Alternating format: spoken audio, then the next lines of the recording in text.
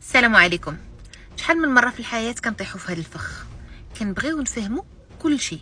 علاش هذا الشخص دار ليا هكا، علاش تبدل، علاش خرج من الحياه ديالي، وكنبقاو نحللوا ونفكروا ونلقاو الاعذار بحال الا هذاك الفهم غادي يداوي الجرح.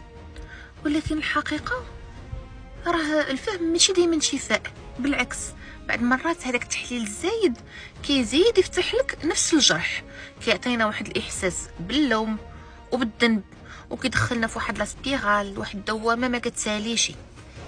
ايوا، واش ضروري نلقى معنى لكل تصرف؟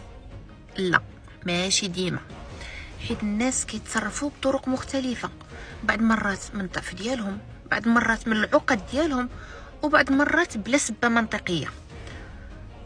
وحنا كنضيعوا الوقت ديالنا والطاقه ديالنا باش نفسروا شي حاجه ما غادي تبدل حتى حاجه في الواقع ديالنا.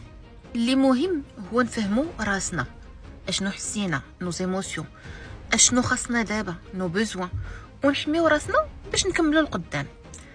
السلام الداخلي ما كيجيش ملي كنعرفوا علاش، السلام كيجي من التقبل، ملي كتقول لراسك ماشي كل حاجه خاصها تفسر، انا نستاهل نكون بخير واخا بلا اجوبه.